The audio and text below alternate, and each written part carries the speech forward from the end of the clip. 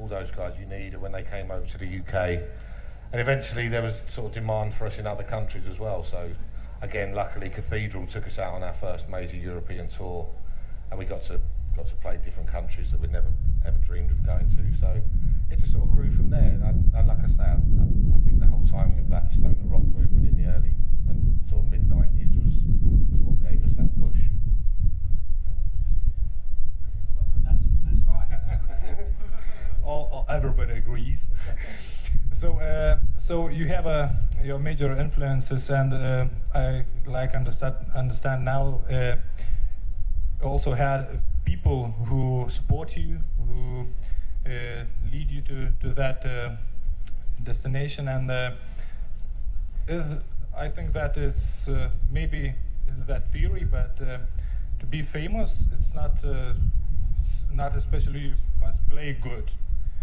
Sometimes you maybe should be in the right time, at the right place. Yeah, it's definitely all that.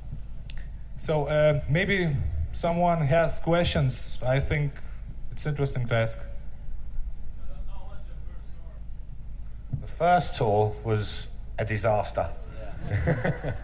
Yeah. It was, again, supporting Cathedral in the UK. Oh yeah, no, sorry. It was supporting a band called Nero Circus, and no one knew. We was playing venues to sort of 2 people, no hotels, sleeping in a van or sleeping in caravans with no windows, no food, no drinks. It was tough, but we had fun, and you made the most of it. At the end of the day, you still have a good laugh together, and you get to get on stage for those. Back then, I guess it was like 30, 35 minutes, and you enjoy yourself. But yeah, it was tough back then in the early days. And is there differences between USA tours and European tours? What's this? Or are there no differences? It varies. In the USA, they're not very generous with their riders and food and drinks and things like that. You get more beer. Yeah. In Europe, you definitely get more beer, which is the venues are better in Europe than in USA. The club shows we play are they're very basic, no PA, or very like a vocal only PA, and whereas in Europe in general the clubs are a lot better, a lot more modern. So you more prefer to play in Europe tour, or I think both places are. I mean, with the last US tour we did, we've just come back from doing 7 weeks, and we were supporting Clutch. And obviously, Clutch are a big band out there, and we were playing to 1,500 to 2,000 people every night, and they're state-of-the-art clubs, purpose-built, big venues, and you get a decent sort of rider there. So yeah, that was fine. But you go to places in other countries around Europe as well where you might not get exactly what you want as well. So I think the fun bit about touring, apart from playing, obviously the main reason we tour and we've done this band for so long is because we love playing. But it's everything. Every day is different. Every single day is different. One day we'll be playing a festival here in Lithuania, and it's fantastic and it's beautiful.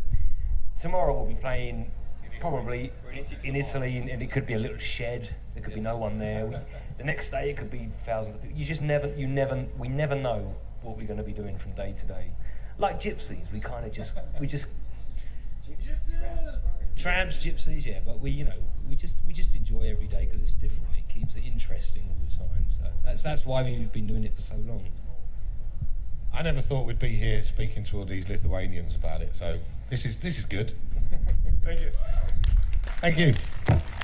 And about the gigs, what is the most memorable gig you ever had? I think that it's not so simple question. I think there's been a lot. Obviously, we've done quite a few big shows, but for me, and I think everyone would probably agree, one of the highlights was in 2001. I think it was. We toured with Alice Cooper and Dio, and we got to sort of get to know Ronnie James Dio, who was the nicest guy in the world. He kind of really sort of looked out for us, made sure we was all right every night, came and watched us and listened to us and gave us good advice, really. So for me, just hanging out with Ronnie James Dio was a highlight. The two Hellfest shows we've done, like last year and 3 years ago, I think. They were pretty special shows, you know, big crowds, and for some reason Hellfest has a vibe where the crowd go nuts, you know, and they're there to see the bands. You know, there's like 10,000 people just going wild, and that's a pretty special feeling, you know. I think Devilstone tonight is going to be one of the best as well. We hope so, and I definitely be there too. In that crowd. Other question will be about creating music.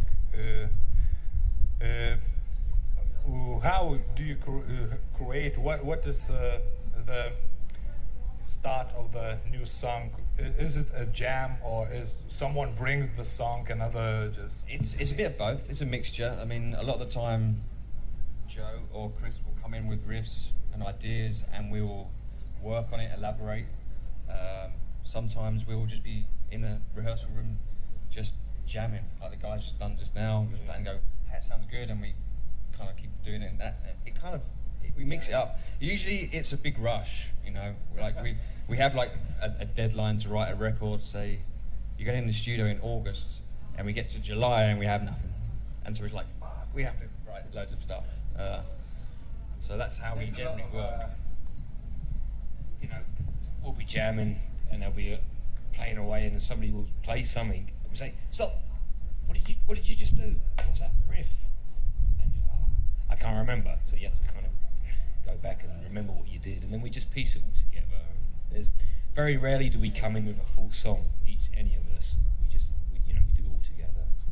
We usually listen to Sabbath songs and rearrange them. We just steal everybody else's ideas.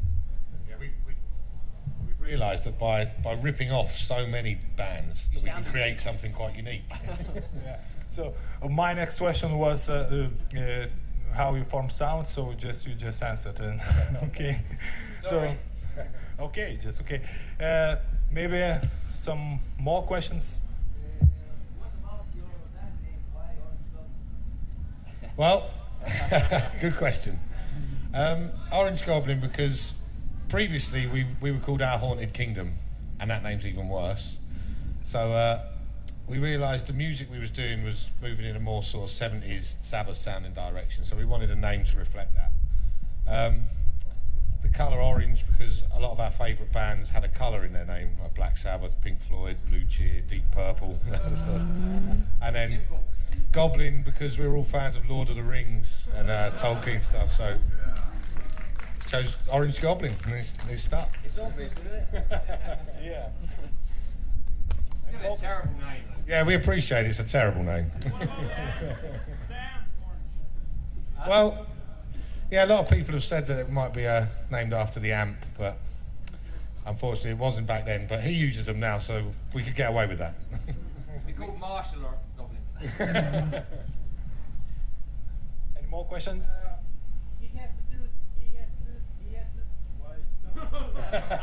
It's because everybody keeps saying, get a tattoo. No, I'm not going to get a tattoo. No. I'm waiting for the right moment. So designs, bring them up here. And Get enough people later, we'll hold him down. Yeah. I love tattoos, but just, where's your tattoos? One day, maybe. I'm not bothered. Maybe you should get each other's faces on your chest. And also, I'm the odd one out. When we started about tattoos now, maybe you have some stories to tell about yours, because it's quite interesting, I think. Well, the tattoo stories? Yeah. Not really. Not really. I have the band St. Vitus here, the Misfits, and then I've got my son's name, and just loads of rubbish, really, stuff that when you're young you think it looks cool. Yeah, I'll get that done, and then you realize, it does look cool. Do you have underneath? He does. I got a bunch, Yeah, he's just covered. yeah, it's a misspent childhood, unfortunately. But I'm still going. I enjoy it. I just got my hand done. So, John Bonham, if anybody likes drummers, there you go. What about you? Well, How did you get your first tattoo? my first tattoo was actually a Paradise Lost tattoo here, the icon, which I kind of like the band. I don't know if I like the design more than I like the band, but I do like the band. And it kind of just grew from there. I have my football team, my terrible football team tattoo here. My first was my football team. His is Liverpool, and mine is QPR, who are now gone. Shit. So it's me also better design than a football team. like with Yeah. Okay. Don't ever get that, ever. You're just stuck with it. Okay, that's interesting. So more questions?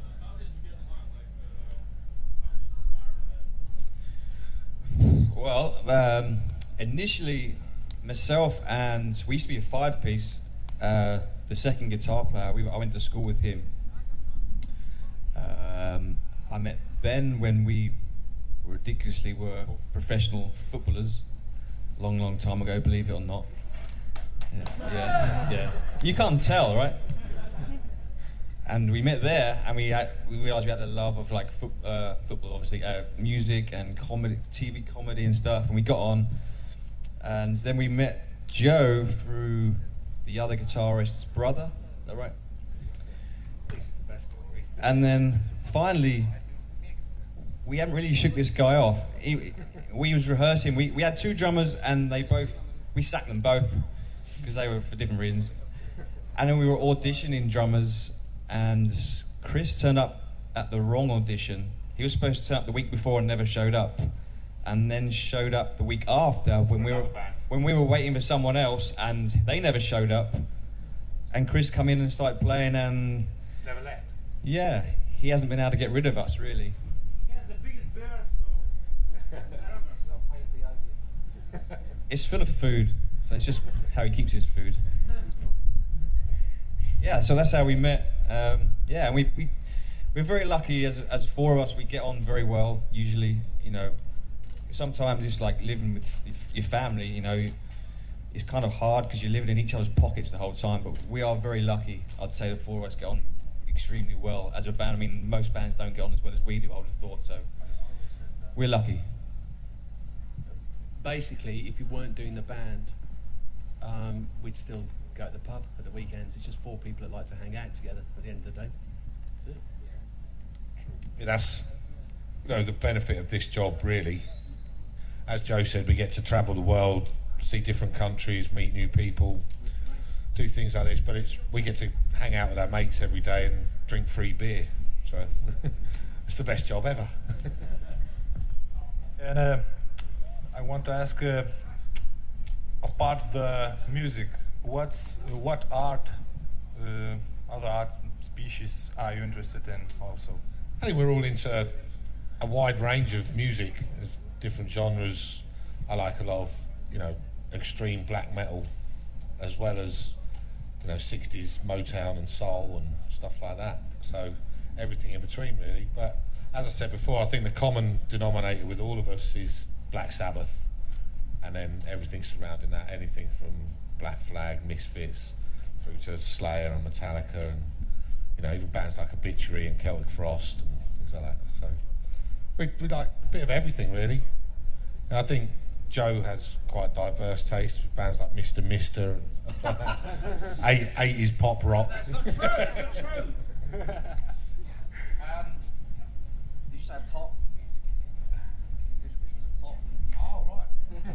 Apart from music. Apart from the music, maybe some art. Oh, well, these guys are obviously Horror movies. football, horror movies. Me, it's really just music.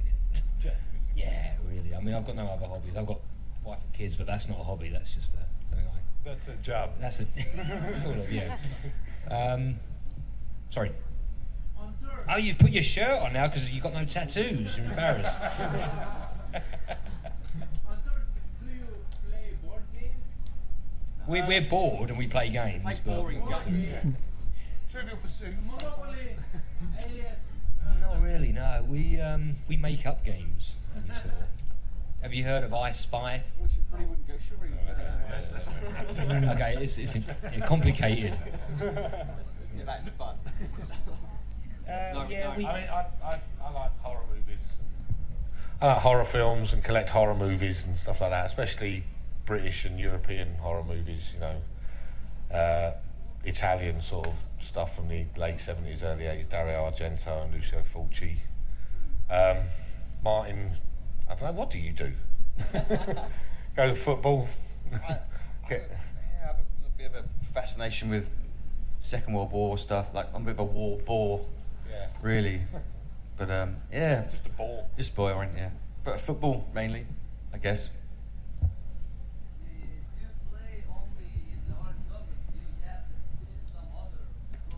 At the moment, yes. Is it boring to play in one band without years? No, it's not. I mean, all of us have had other bands and other side projects going on. I think Chris had about 4 on the go at one point. But that's all kind of. I mean, Ben was in Raven's Creed. Joe, you've done like side projects and stuff, right? Yeah, we've all done little things, but I think the main thing is like we said a while ago, we on the phone. hang on, she's on the phone. It's a shame. Did they leave a voicemail? But you know, we're just friends and we like playing together. Chris and I had done a band called the Dukes of Nothing, which was going for a while. Tony sings for Turbo Negro now, so that won't ever happen again. But, I mean, what you got to remember is this is the first year that we've done this as our full-time job. We've had 7 albums out, but we've always worked in between tours and stuff. So now we've always had breaks from each other, and this is kind of a test this year because we're together all the time, continuously. 81st show this year. So this will be our 81st show this year. So today, so we. There's no time for other bands anymore. Any more questions?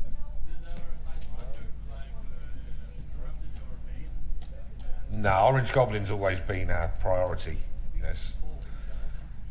Yeah. Raven's Creed have played with Orange Goblin, and so have Dukes of Nothing. So, you know, there's been times when we've supported ourselves, but no, we've always sort of understood that Orange Goblin's the priority. And the bands we were in knew that Goblin was the priority too. So if Orange Goblin were busy and say Why I left Raven's Creed or the Dukes of Nothing had shows, then they'd get someone in to fill in for us because Goblin always came first. And we were lucky because the people we in other bands with knew that. So kind of like, I don't know, like Down is, all them guys are in other bands, like Kirk from Crowbar, and I Hate God and Phil, but Down takes precedent over everything else, and they know that. It's the big payer. Thank you. And do you have some traditions inside your bands? Or like, I don't know, you meet on Sundays for the sandwiches? Trying to avoid each other. Well, I can't avoid Ben because you know, we live very near each other. And, oh, hang on a minute.